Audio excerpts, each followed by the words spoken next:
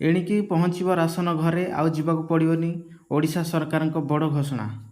ନୂଆ ସରକାର ବଡ଼ ଘୋଷଣା କରିଛନ୍ତି। ଓଡ଼ିଶା ସରକାର ମୋହନ ସରକାର ଆରମ୍ଭ ହେବା ଦିନଠାରୁ ବଡ଼ ବଡ଼ ପଦକ୍ଷେପ ନିଆଯାଉଛି। ଓଡ଼ିଶାରେ ପ୍ରଥମ ଥର ବିଜେପି ସରକାର ଆସିବା ପରେ ଆକ୍ଟିଭ୍ ମୋଡ଼ରେ ଅଛନ୍ତି ମୁଖ୍ୟମନ୍ତ୍ରୀ ମୋହନ ଚରଣ ମାଝୀ। ଏହି କ୍ରମରେ ବିଧାନସଭା ଅଧିବେଶନରେ ଗୁରୁତ୍ୱପୂର୍ଣ୍ଣ ଘୋଷଣା କରିଛନ୍ତି ରାଜ୍ୟ ସରକାର। ଗୋଟିଏ ପରେ ଗୋଟିଏ ବଡ଼ ଘୋଷଣା ନେଇ ଉଦାହରଣ ସୃଷ୍ଟି କରିଛନ୍ତି ରାଜ୍ୟ ସରକାର। ଏବେ ରାସନ କାର୍ଡକୁ ନେଇ ବିଧାନସଭା ବଡ଼ ଘୋଷଣା କରିଛନ୍ତି ଖାଦ୍ୟ ଯୋଗାଣ ମନ୍ତ୍ରୀ କୃଷ୍ଣଚନ୍ଦ୍ର ମହାପାତ୍ର। ରାଜ୍ୟର ଲକ୍ଷ ଲକ୍ଷ ରାସନ କାର୍ଡଧାରୀ ପାଇଁ ବଡ଼ ଘୋଷଣା କରାଯାଇଛି। ବିଧାନସଭା ଅଧିବେଶନରେ ରାସନଧାରୀଙ୍କ ପାଇଁ ବଡ଼ ଘୋଷଣା କରାଯାଇଥିବା ବେଳେ ଖୁବ୍ ଶୀଘ୍ର ଏହା କାର୍ଯ୍ୟକାରୀ ହେବ ବୋଲି ଯୋଗାଣ ମନ୍ତ୍ରୀ କହିଛନ୍ତି। ଏଣିକି ଘରେ ବସି ଚାଉଳ ପାଇପାରିବେ ରାସନ କାର୍ଡ ହିତାଧିକାରୀ। ଯେଉଁମାନେ ପଞ୍ଚାୟତ ଅଫିସ ଆସିପାରୁନାହାନ୍ତି ସେମାନଙ୍କ ଘରେ ଚାଉଳ ପହଞ୍ଚାଇବା ପାଇଁ ବ୍ୟବସ୍ଥା କରୁଛନ୍ତି ରାଜ୍ୟ ସରକାର। ଖାଦ୍ୟ ଯୋଗାଣ ମନ୍ତ୍ରୀ କୃଷ୍ଣଚନ୍ଦ୍ର ପାତ୍ର କହିଛନ୍ତି, ଯେଉଁମାନେ ନିଜ ରାସନ ଆସି ନେବା ପାଇଁ ଅସମର୍ଥ ସେମାନଙ୍କ ଘରକୁ ପହଞ୍ଚିବ ରାସନ, ଆଉ ଆସିବାକୁ ପଡ଼ିବ ନାହିଁ ପଞ୍ଚାୟତକୁ। କେବଳ ସେତିକି ନୁହେଁ, ଯେଉଁମାନଙ୍କର ବୟସାଧିକ କାରଣ ଯୋଗୁଁ ଟିପ ଚିହ୍ନ କାମ କରୁନାହିଁ ସେମାନଙ୍କ ପାଇଁ ସ୍ୱତନ୍ତ୍ର ଆପ୍ ଆଣିବେ ସରକାର।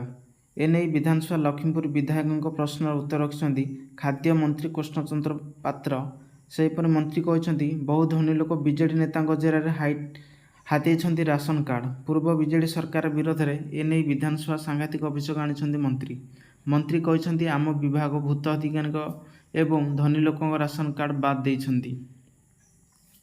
ଖାଦ୍ୟ ଯୋଗାଣ ମନ୍ତ୍ରୀ କୃଷ୍ଣଚନ୍ଦ୍ର ପାତ୍ର ବିଧାନସଭାରେ କହିଛନ୍ତି, କେବଳ ଅଯୋଗ୍ୟ ହିତାଧିକାରୀଙ୍କୁ ରାସନ କାର୍ଡରୁ ବାଦ୍ ଦିଆଯିବ, କିନ୍ତୁ କେହି ଜଣେ ହେଲେ ଗରିବ ଲୋକଙ୍କୁ ବାଦ୍ ଦିଆଯିବନି। ବର୍ତ୍ତମାନ ସେମିତି କେହି ଦୁର୍ନୀତି କରନ୍ତି ସେମାନଙ୍କ ବିରୋଧରେ କାର୍ଯ୍ୟାନୁଷ୍ଠାନ ନିଆ ବୋଲି କହିଛନ୍ତି। ମନ୍ତ୍ରୀ କହିଛନ୍ତି, 16,27,000 ହିତାଧିକାରୀଙ୍କ ରାସନ କାର୍ଡ କଟାଯିବ। ବର୍ତ୍ତମାନ ସୁଦ୍ଧା ଏତିକି ଅଯୋଗ୍ୟ ହିତାଧିକାରୀଙ୍କୁ ଚିହ୍ନଟ କରାଯାଇଛି। ଅଯୋଗ୍ୟ ହିତାଧିକାରୀ ରାସନ କାର୍ଡ କଟିବା ନେଇ ମନ୍ତ୍ରୀଙ୍କ ସୂଚନା। ବିଧାୟକ ଦୁର୍ଗାପ୍ରସାଦ ନାୟକଙ୍କ ପ୍ରଶ୍ନରେ ଗୃହରେ ଉତ୍ତର ରଖିଛନ୍ତି ମନ୍ତ୍ରୀ। ମନ୍ତ୍ରୀ ମଧ୍ୟ କହିଛନ୍ତି, ଏବେ ସୁଦ୍ଧା 16,27,000 ଅଯୋଗ୍ୟ ହିତାଧିକାରୀ ଚିହ୍ନଟ ହୋଇଛି। ସରକାର KYC ଲାଗୁ କରିଛନ୍ତି।